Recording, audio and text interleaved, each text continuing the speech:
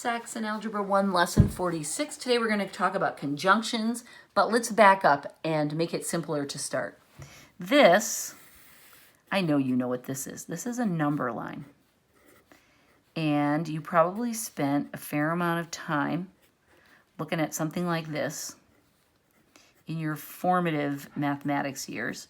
It's a great way to organize numbers, right? And you can see the relationships, that they get bigger and they get smaller and there's an order to things. It's a useful visual. I'm a very visual person and I like things that help me organize the way stuff looks. Now, we don't use them a whole lot because our calculations have gotten more complicated, but they're very useful for graphing a range of solutions. So for example, if we want to say that we want to graph the solutions, let me just fix my number line so it'll help. Let's say that your parents come to you and say, we're thinking of giving you an allowance, even though we've never done that before. We're thinking of giving you an allowance, and we'd like your opinion as to how much you think you should get every week for an allowance. And you think about it, and you decide that it should be, and they tell you, we're giving your little brother/sister $5 a week. So what do you think is fair for you? And you say, I should be getting something greater than $5. Whatever my allowance is, it needs to be greater than $5. So this is how we would graph that. Okay? It could be, now there's a whole bunch of numbers. It could be $6, but really you'd be happy with $5.10. You'd be happy with $5 and a penny, as long as it's more than your younger sibling is getting, right? So it's very helpful to be able to graph solutions sometimes like this. And you'd be willing to get more. You'd be willing to get 20. And this arrow indicates that anything greater than $5 is just fine with you.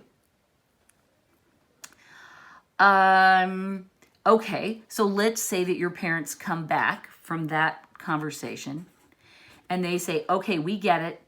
You want to get more than your sister, but your older sibling is getting $10. So we're not going to pay you $20. Sorry. So we think that your allowance should be more than 5, right? That's fair. You should get more than your little sister, but it's going to be less than your brother who's a senior this year is getting. He's getting $10. So we're now telling you you need to get something between 5 and 10. So how would we graph that?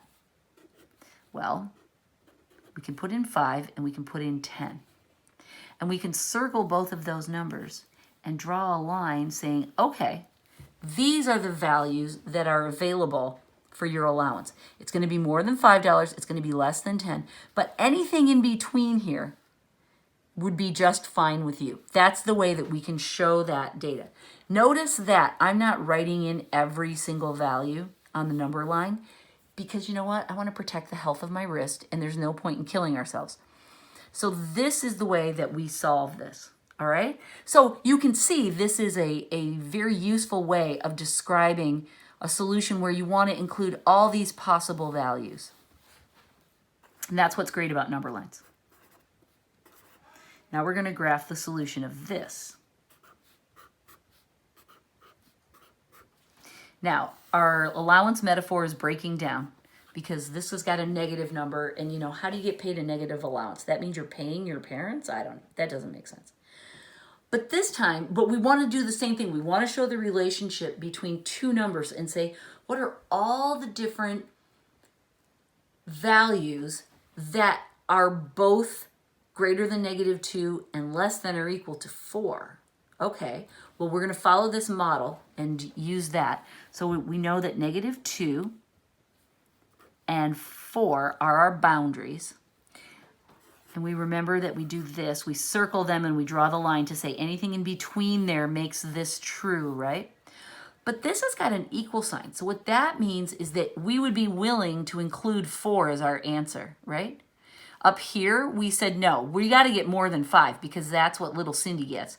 And we got to get less than 10 because Jimmy gets 10 and he would be mad if we got the same amount.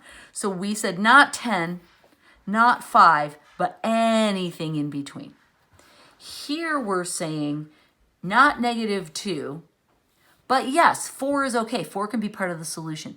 So what we do is we color that in.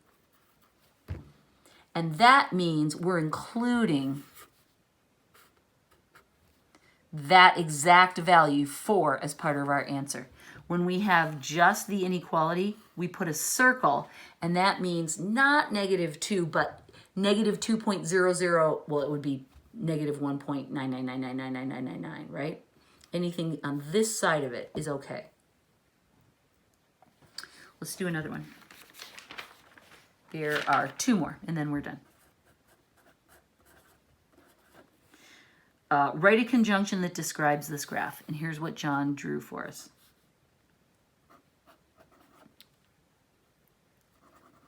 And I'm going to leave out the extra numbers.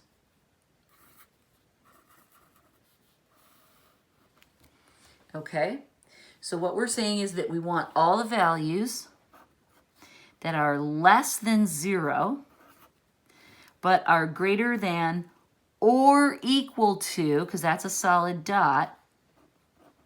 Oops, wrote the number in the wrong place. Right? X represents all the values that are less than 0. That's got an open circle, so it's just the less than.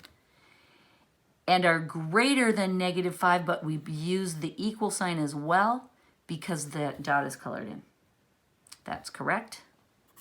P.S. We've been killing these, getting them right.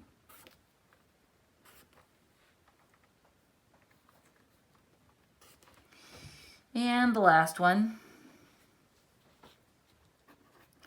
is all words, no pictures. Ready? It says, write the conjunction that designates the numbers that are greater than -1 and less than or equal to 5.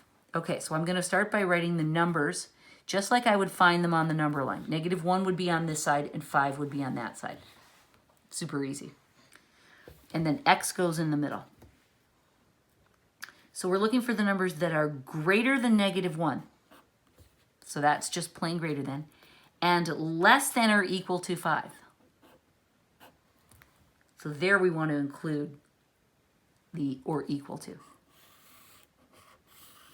Right, so let me read that one more time so you understand it. Numbers that are greater than -1 and less than or equal to 5. Okay? And just for the record, I haven't said this yet, these are called conjunctions because they're describing 2 conditions. Your allowance needs to be greater than 5 but less than 10. We want numbers that are greater than -2 but less than or equal to 4. Conjunctions is 2 parts. All right? So this is line graphing. That's what we call this. And we're going to build on it, but for lesson 46, that's all you need to know. Congratulations, you're smart. Goodbye.